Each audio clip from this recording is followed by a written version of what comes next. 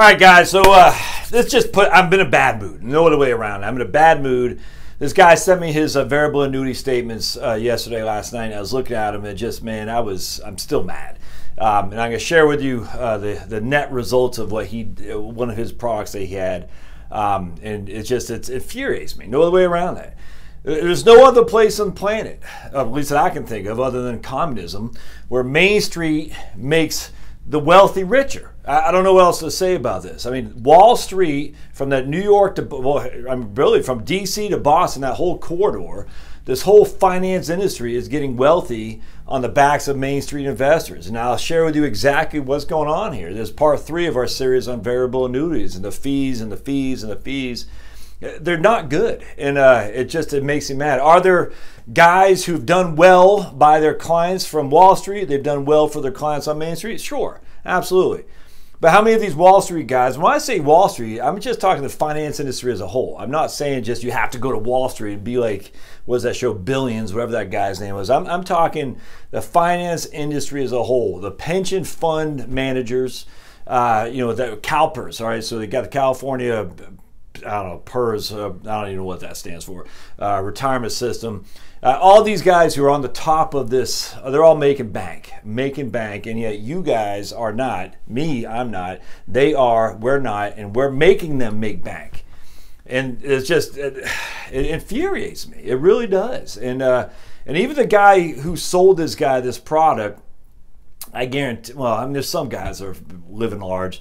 The vast majority of insurance agents are not living large. Let's just put it that way. There are some making big bank, and they've made big bank for a long time. The vast majority have not. They've sold a couple products. They ran out of clients to sell products to. They made a couple of good years of commissions. That's the insurance side. Now, on the financial advisory side was investments under management. I know for a fact a lot of these guys are making bank because they have private planes. There's a big group I know very familiar with right now their boss is flying around in his private jet. He started off with nothing, and now he doesn't have nothing anymore. He's got a lot, and he's got his little flying jet flying around, essentially trying to get other people to affiliate with him. And that, I don't know how else you can't. Why would you not call that multi-level marketing? I don't know. He takes a cut. You take a cut as the financial advisor. The mutual fund managers take a cut. Everybody takes a cut off your money. I know other guys are flying around private jets too, yachts, the whole thing, because they manage millions of dollars.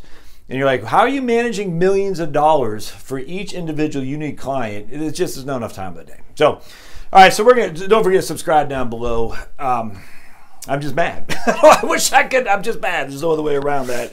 And I apologize for coming across like that, but it makes me mad. All right, so let's dive right into this. So we got a guy in 2000. Yeah, you can see that. Sorry about the thing there, but one of these days I'll fix it. I got too many video ideas to really take the time to fix all this stuff. I just got to get it out there because it's sitting in my head. It's been sitting in my head for 25 years to say this stuff, but you can't say this because you work for firms who get regulated by the SEC, because the SEC is so worried about the middle class investor being taken to the cleaners. So we got to make sure no one can say anything. That way the people who are really taking people to cleaners get a free run. It's nuts.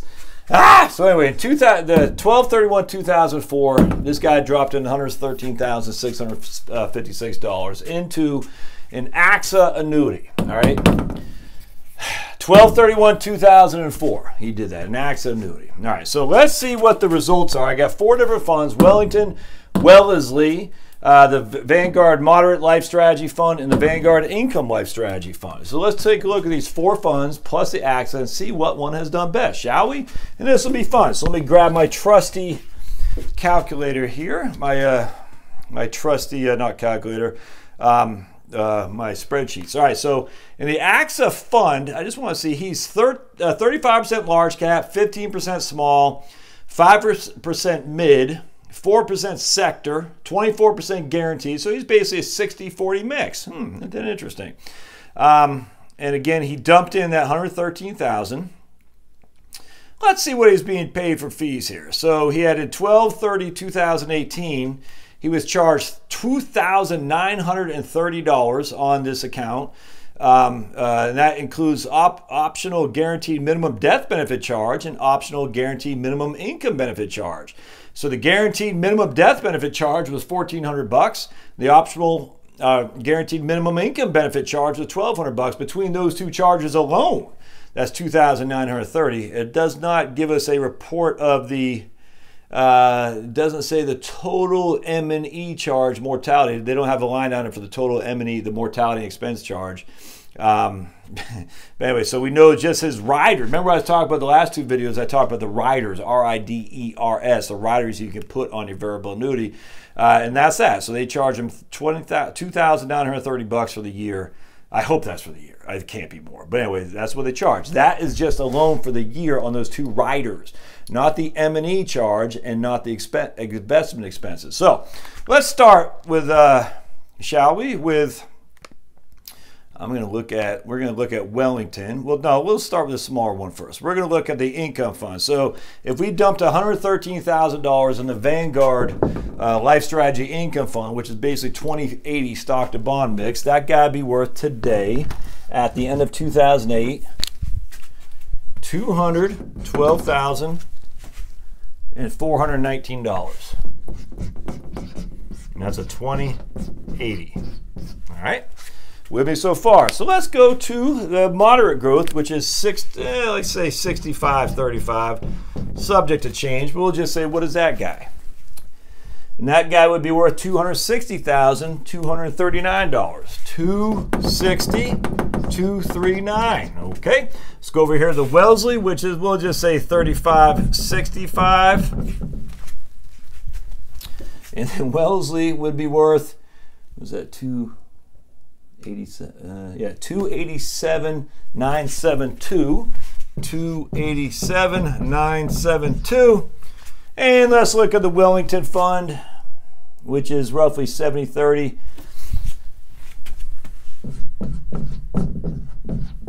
And that guy is worth, at the end of the 2018, 334,807. All right. So what do you guess the annuity's worth? 250,000. Remember, it's about 60-40, 60 stock to bond mix. So it's closer to this. So you think it's 250? 212? 287? My evil laugh. You ready, my friends? Let me bring this one back up here. This guy is worth, hold on just a second.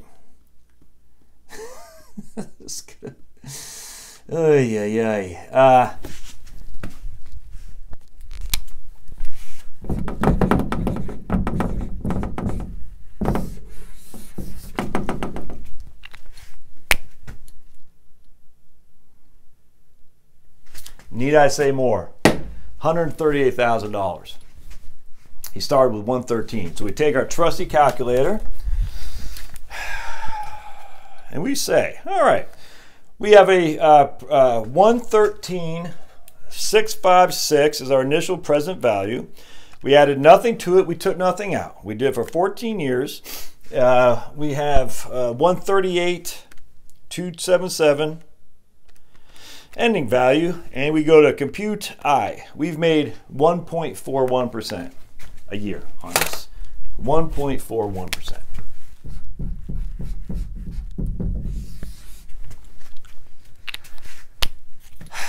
We pay $3,000 alone in just these rider fees. Now let's talk about the rider fees, because this is the whole premise of why I'm having this conversation to begin with. When I was talking to this guy, he was telling me how much you could pay as an income stream. I said, man, that's pretty good. I liked what I heard. And right now, if he were to cash this guy out and get an income stream, it would pay him $11,558 a year.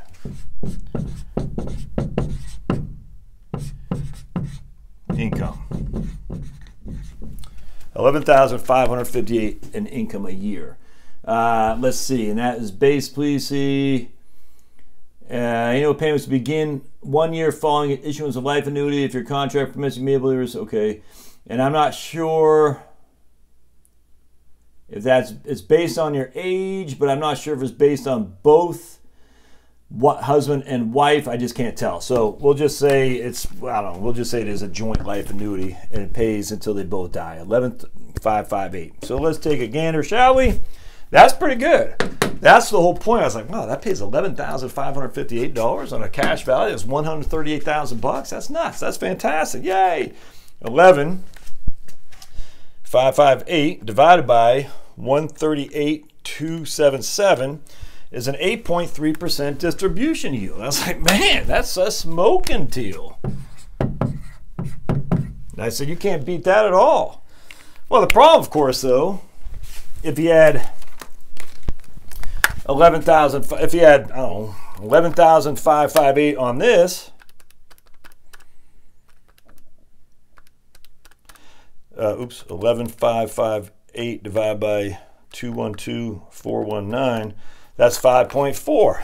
Ah, now I see what's happening here. If you had 11,558 on that, that's 4.4. Isn't that interesting?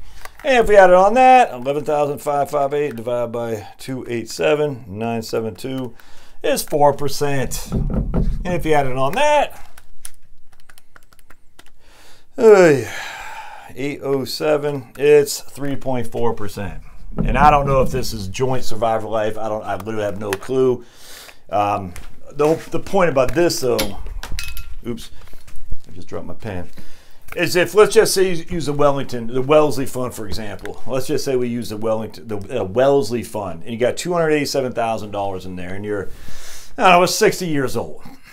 Husband and wife, 60 years old. You can get 5% off that in an income annuity, maybe 4.5 to 5. So you get 287,972 times 0.045. You get 287,972 times 0.045. You get $13,000 a year in income off that without running out of it for you and your spouse's life, for sure. $12,958 compared to this right here, $11,558. And that's just being the Wellesley without taking any, I mean, it's going to be actually less aggressive than this right here, because this is 60-40. The Wellesley's 35-65. If you would have done it there, and again, I'm looking at 4.5%. It could be 5% depending on what age you are when you take it as an annuity. 334,807 times 0.045. That guy would have paid you $15,066, which is $3,500 more than that right there each and every year, guaranteed. Guaranteed. So what's happening here is essentially this guy, and he didn't know any better. I mean, he doesn't know. I don't blame him. Hell, I would probably blame the stupid agent who sold it to him. But he's made these guys wealthy, and the mutual fund managers that acts as hires, and all the different intermediaries that are in there, he's made them quite wealthy, and he hasn't. And so in this case, he has only one choice. To make this worth his while is to annuitize that, which is turn as an income stream. Because other than that, he did worse than being in CDs, but much, much worse than being in CDs. And so to at least take advantage of the fees, he has to turn on as an income stream. He has to. Unless he just says it's sunk cost, at least I don't lose anything. I'm done with these guys. And I can't make that recommendation because he's been in here for 14 years. He said, I'm just going to leave it there and hopefully the best. And it didn't do anything. It literally gave 1.41% a year. Now that is money he cannot leave to his heirs. That is money he can't use to pay off his mortgage. I mean, if he had one, I mean, he can get roughly $1,000 a month. That's fantastic. But he could have got $15,000 a year right here in the same amount being in Wellington, and had almost triple the amount he could take out as a cash value to do whatever he wants with. His only option in this thing right here is to take it as an income stream, because it'd be, I hate to say silly, but to move that into another account now, I mean, we just lost 14 years. And that means he paid for all those fees in order to get $11,558 a year, which isn't bad. I'm not saying that's bad. I'm saying it's bad in the overall scheme of things, absolutely, because he has no cash value. He could have done the same in any of these accounts and done better from a cash value perspective, which would have allowed him to have done better from an income stream perspective too. Yeah, it's crazy. So let me just give you another example here. So he has an enhanced death benefit. What does that mean? Well, he put $113,000 in there. It probably grew at 5% a year, the death benefit. Now, this is a relatively young guy, too. So if he were to die today, his wife would not get this. His wife would get $234,000. That's the death benefit. So his wife would have got basically twice what he put in 14 years ago. That's it. It cost him, for that death benefit, it cost him let's see, hold on just a second. It cost him $1,400 a year for that enhanced death benefit. And that's just the enhanced death benefit. That doesn't include the mortality and expenses, which I was telling you about New York Life is 1.6. I don't know what it is for these guys. Let's say 1.35 is typical. So basically it costs, when all said and done, roughly $3,000 a year. So she can have a life insurance component that gives her, essentially in this case, twice what he put in there. Man, you can buy a huge term for that amount of money. $3,000 a year, $250 a month. You can easily buy $1 million term policy, easily, when he took this thing out too. It's nuts. And then the guaranteed minimum income benefit, $1,500 a year, that's what's paying this right here, which is the only benefit this annuity gives them now. And even that's secondary to what it could have been. And I don't want to hear like, oh, well, there's no timing issue here. There's not. This is 14 years. This is a long-term investment. And people say, well, what happened after 2008? Well, after 2008, he has no access to it anyway because he has surrender charge. And on top of it, he still got hit hard. Yeah, there might have been a little bit of a guarantee bump up to his death benefit. Whoop-de-flip-and-do. Like I said, he could buy a term policy for a heck of a lot cheaper and a whole lot more. Oh, but he could take it as guaranteed income. We did not know the markets would come back around. If you're an investor, and you're looking at the long term, you have to be there to assume that the markets are going to do better. You have to, or else why not be in just CDs? Nothing wrong with that. Nothing wrong with being in CDs. Investment is for the long-term investor, 7 to 10 years, if not longer, saying, I expect to be able to come back in 7 to 10 years and get double my money. That's what an investor is. And basically, after 10 years, that's a 7% rate of return. If you're investing in equities, there's no reason you shouldn't expect that. Does that mean you'll get it? I got no clue. You got no clue. No one has any clue. But if you're an investor and you're not needing the money for 10 years and you're okay with the volatility of it, just say, hell, I'm going hell's bells and I expect to have double my money in 10 years. I think that's an absolutely good place to start. If you have less than double your money, you did poorly relative to what we're hoping for. If you did better than double your money, you did better than what we're hoping for. But 7% a year over 10 years is not swinging. It's not Babe Ruth style here. It's not. We're not swinging for the fences. In this case, oh, you'd be able to protect them against what? 2008? That didn't protect them against 2008. I guarantee you that fund got killed too. Guaranteed. So from a cash value perspective, this was absolutely atrocious, without question. And he doesn't get this death benefit, this income rider, until it's been in the account for 14 years. So, I mean, don't even tell me after 2008 this account served its purpose. He didn't. He couldn't take it as a cash value because A, he's got the surrender charge, and B, it got hammered too. And he couldn't take it as a death benefit, or as not a death benefit, an income benefit, because he has to wait till he's been there for 14 years. The only thing that would have been beneficial is if he died. Then his wife would have got at least that plus probably a 5% each and every year roll up. So maybe $150,000 in 2008. But he's dead. His wife doesn't want that. This is bad. This is bad. And it makes me mad. It does. And I'm telling you right now, and I'm getting that again. And I apologize. The issue here is the fees. They weigh you down. You're making other people wealthy and it's hurting you. And as I always say, in 2008, these guys were the multi-level marketing scams, and they're flying around their planes. I got a guy from Vietnam that had Agent Orange, and all these guys in this whole account is about $250,000. So 2008 happens again. This guy's down to 130. Does the guy who's flying around his private jet help this guy out? No. Now this guy might have to downsize his private jet, and he'll still be able to keep his yacht. That's not right. That's wrong. So it's up to you to understand how you're paying your fees. And this is why Vanguard is the way to go, because Vanguard isn't making anyone wealthy. Jack Bogle, rest his soul, he died with a net worth of about $80 million. That's it. $80 million for me is huge. But for where he should have been relative to his peers, it's a pittance. And that's the difference. Vanguard is owned by the investors. All these other firms are owned by private corporations, or in this case, publicly traded, or individuals like the Johnson family. They are getting wealthy. That doesn't mean they're evil. It doesn't mean they're not having some products that are beneficial to you. At the end of the day, though, it means Vanguard is serving you, not the investment industry. That's what happens. Go to any bank, go to any mutual fund, seller of mutual funds, any investment guru and say, I don't want to pay your fees, and let's see what they do. Are they there to serve you, or are they there to serve their quotas or their bottom line? They're there to serve their bottom line, which is fine if they're offering you something that they can lay their hat on. This right here is crap. It's crap.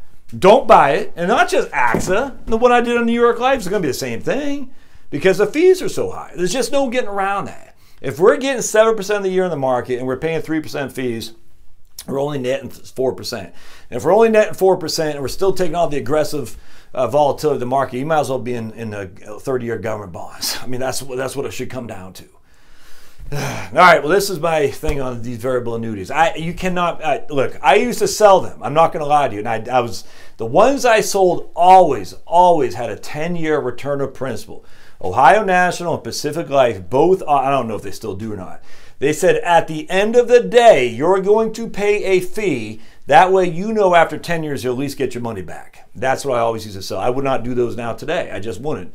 But back then, this is roughly the same time, 2004, where people were still nervous because 2003 and 2002 and 1, and I guess not 2000, well, part of 2003. But anyway, 2000 and then 2001 and 2 were just recent in our memories.